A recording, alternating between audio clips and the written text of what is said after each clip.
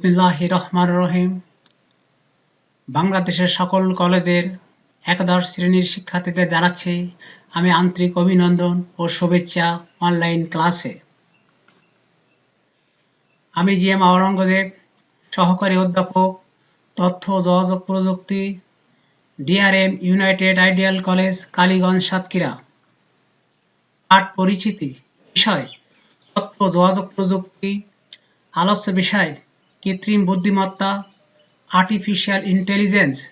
অধ্যায়ের নাম বিশ্ব বাংলাদেশ প্রেক্ষিত। অধ্যায় প্রথম।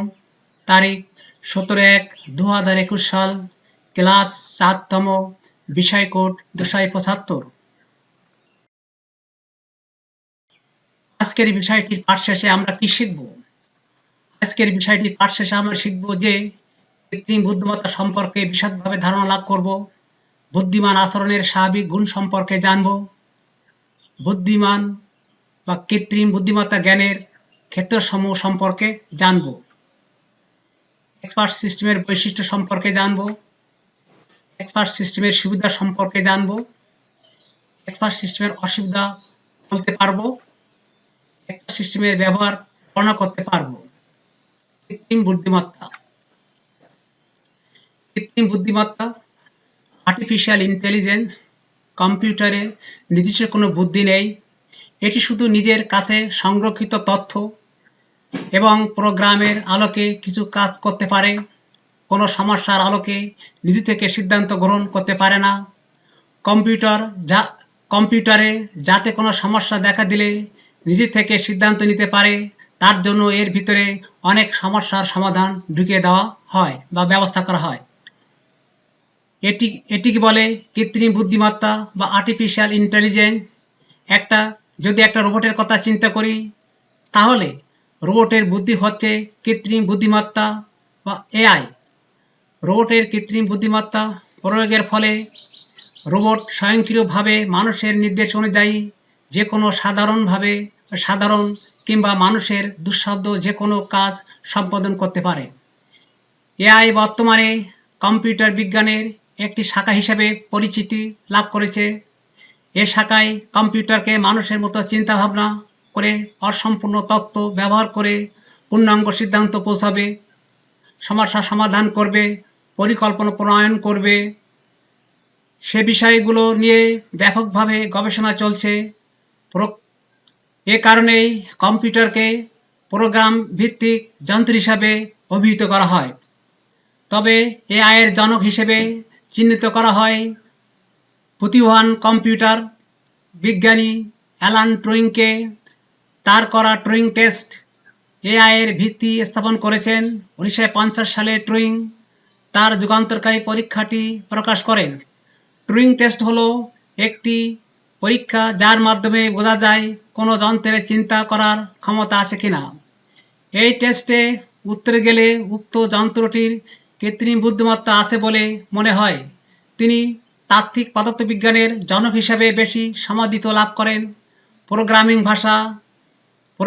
ভাষা হচ্ছে ALISP, Prolog, C++, C++, Java ইত্যাদি ব্যবহার করে কৃত্রিম বুদ্ধিমত্তা প্রয়োগ করেন। এআই এর বাস্তব প্রয়োগ হলো রোবট। এআই এর ক্রমেই বিস্তৃতি লাভ করেছে এবং বিভিন্ন ক্ষেত্রে এর ব্যবহার ব্যাপকভাবে বেড়ে চলেছে। কৃত্রিম বুদ্ধিমত্তা কি? কৃত্রিম বুদ্ধিমত্তা হলো মানুষের চিন্তাভাবনাগুলোকে কৃত্রিম উপায়ে কম্পিউটার বা কম্পিউটার প্রযুক্তি নির্ভর যন্ত্রের মধ্যে রূপ দেওয়ার ব্যবস্থা। 1956 সালে যুক্তরাষ্ট্রের MIT এর জন MC ক্যাথি সর্বপ্রথম আর্টিফিশিয়াল ইন্টেলিজেন্স শব্দটি সবার সাথে পরিচয় করিয়ে দেন। কৃত্রিম বা বুদ্ধিমান আচরণের স্বাভাবিক গুণ: 1. চিন্তা ও কারণ। 2. সমস্যা সমাধানে কারণগুলোকে ব্যবহার। 3. জ্ঞান অর্জন ও প্রয়োগ। 4. সৃষ্টিশীলতা ও কল্পনা শক্তির প্রদর্শন। 5. জটিল ও ধাঁধাময় পরিস্থিতিগুলোর সাথে কাজ করা। 6. নতুন পরিস্থিতিগুলোতে দ্রুত সাফল্যজনকভাবে সাড়া প্রদান করা। 7. কোনো পরিস্থিতিতে উপাদানগুলোর সম্পর্কে গুরুত্বকে শনাক্ত করা। 8. অস্পষ্ট, অসম্পূর্ণ কিংবা ত্রুটিপূর্ণ তথ্যকে মোকাবিলা করা। কৃত্রিম বুদ্ধিমত্তা জ্ঞানের ক্ষেত্রসমূহ। কৃত্রিম বুদ্ধিমত্তা জ্ঞানের ক্ষেত্রসমূহকে 3 ভাগে ভাগ করা হয়েছে। একটা হলো বুদ্ধিভিত্তিক বিজ্ঞান, রোবোটিক্স আর ন্যাচারাল ইন্টারফেস। কৃত্রিম বুদ্ধিমত্তা জ্ঞানের ক্ষেত্রসমূহের মধ্যে আছে ক বুদ্ধিভিত্তিক বিজ্ঞান বা কগনিটিভ সায়েন্স। এর ভিতর কি কি আছে তাহলে আমরা দেখা যাক। এক আছে এক্সপার্ট সিস্টেম, 2 হলো learning system, 3 fuzzy logic, 4 neural network, 5 genetic algorithm, 6 intelligent agent. কৃত্রিম বুদ্ধিমত্তা জ্ঞানের ক্ষেত্রসমূহের মধ্যে হলো বুদ্ধিভিত্তিক বিজ্ঞান বা কগনিটিভ সায়েন্স। তাহলে এক্সপার্ট সিস্টেম এর অর্থ কি? অজানা কিছুকে গবেষণার মাধ্যমে জানা। লার্নিং সিস্টেম এর অর্থ হলো কৃত্রিম বুদ্ধিমত্তায় লার্নিং হলো গুরুত্বপূর্ণ একটি বৈশিষ্ট্য। এর অর্থ হলো অজানা কিছুকে গবেষণার মাধ্যমে জানা। লার্নিং সিস্টেম কৃত্রিম বুদ্ধিমত্তায় লার্নিং হলো গুরুত্বপূর্ণ একটি বৈশিষ্ট্য। ফাজি লজিক সত্য মিথ্যা। নিউরাল নেটওয়ার্ক নিউরালগুলোর মধ্যে সংযোগ। জেনেটিক অ্যালগরিদম মানুষের মতো বৈশিষ্ট্য। ইন্টেলিজেন্ট এজেন্ট নিজের মতো সিদ্ধান্ত।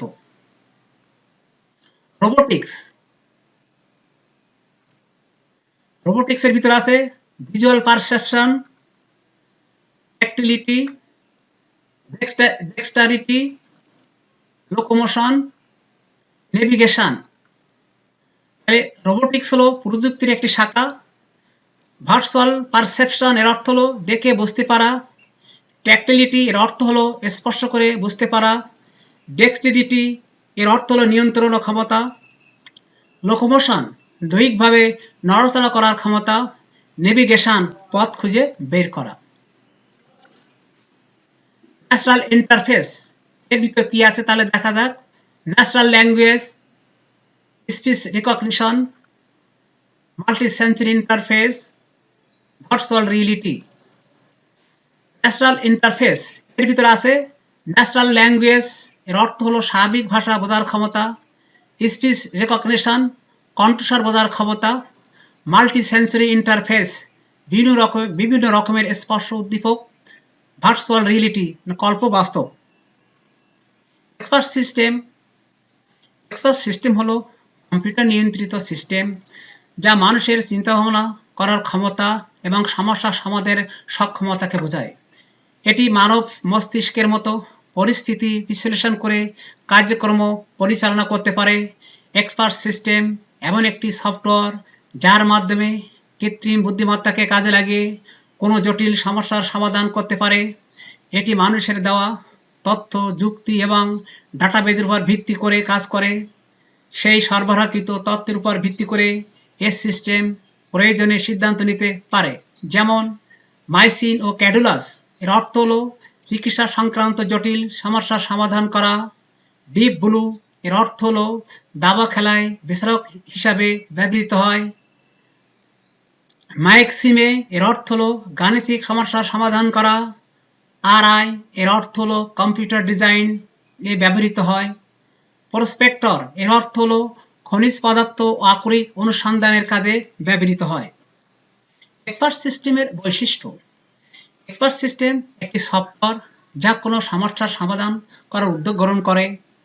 এক বা একাধিক মানুষের দক্ষতার সমতুল্য হলেও মানুষের সমগ্র বুদ্ধিবৃত্তি বিকল্প হতে পারে না। এক্সপার্ট সিস্টেম দক্ষ হলেও তা মানুষের নিয়ন্ত্রণাধীন। এক্সপার্ট সিস্টেমের সুবিধাসমূহ। একজন এক্সপার্ট এর উপর নির্ভরশীলতাকে হ্রাস করে। মানুষের মতো কখনোই প্রশ্ন জিজ্ঞাসা করতে ভুল করে না। ঘন্টার পর ঘন্টা কাজ করতে পারে না। এক্সপার্ট সিস্টেমের সুবিধাসমূহ। একজন এক্সপার্ট এর উপর নির্ভরশীলতাকে হ্রাস করে। মানুষের মতো কখনোই প্রশ্ন জিজ্ঞাসা করতে ভুল করে না। একটি মাল্টি ইউজার এক্সপার্ট সিস্টেমে একই সময়ে বহু সংখ্যক ব্যবহারকারী কাজগুলো করতে পারে। এক্সপার্ট সিস্টেমের অসুবিধাসমূহ। কিছু সিদ্ধান্ত গ্রহণের ক্ষেত্রে যে ধরনের সাধারণ জ্ঞানের প্রয়োজন পড়ে অনেক সময় তা ঘাটতি থাকে। অস্বাভাবিক পরিস্থিতিতে মানব বিশেষজ্ঞদের মতো সৃষ্টিশীল সাড়া প্রদান করতে পারে না। কৃত্রিম বুদ্ধিমত্তার ব্যবহার মনুষ্যবিহীন গাড়ি এবং বিমান চালানোর ক্ষেত্রে কৃত্রিম বুদ্ধিমত্তা ব্যবহার করা হয়। জটিল গাণিতিক সমস্যার সমাধানের ক্ষেত্রে, চিকিৎসা ক্ষেত্রে যেমন মেডিসিন, বিনোদন ও গেম খেলায় যেমন দাবা খেলায়, অনেক বড় কঠিন ও জটিল কাজে, স্বয়ংক্রিয়ভাবে তথ্য সংরক্ষণ ও বিশ্লেষণের ক্ষেত্রে, পরিকল্পনা ও শিডিউল তৈরির ক্ষেত্রে, প্রাকৃতিক ও খনিজ সম্পদ খুঁজে বের করার কাজে, বিভিন্ন ডিভাইসের সূক্ষ্ম ত্রুটি শনাক্তকরণে কৃত্রিম বুদ্ধিমত্তা বা আর্টিফিশিয়াল ইন্টেলিজেন্স ব্যবহার করা হয়। এক্সপার্ট সিস্টেমের ব্যবহারের ক্ষেত্রগুলো কোন কোন ক্ষেত্রে আমরা এক্সপার্ট সিস্টেম ব্যবহার করি তা আমি আলোচনা করছি। শিক্ষামূলক ও টিউটোরিয়াল সফটওয়্যারে, মেশিন লজিক সিমুলেশনে বারবার পরিবর্তিত হয় এরূপ সফটওয়্যারে। পাঠ মূল্যায়ন আর্টিফিশিয়াল ইন্টেলিজেন্স দ্বারা অনেক জটিল ও কঠিন কাজ করা যায়, মূল্যায়ন করো। বাড়ির কাজ কৃত্রিম বুদ্ধিমত্তা কি? কৃত্রিম বুদ্ধিমত্তা জ্ঞানের ক্ষেত্রসমূহ কি কি আলোচনা করো। আর্টিফিশিয়াল ইন্টেলিজেন্স দ্বারা কি কি জটিল ও কঠিন কাজ করা যায়। ধন্যবাদ। আজকের অনলাইন ক্লাসে সবাইকে আবারও ধন্যবাদ জানিয়ে আমি আমার অনলাইন ক্লাস এখানেই সমাপ্ত ঘোষণা করিলাম।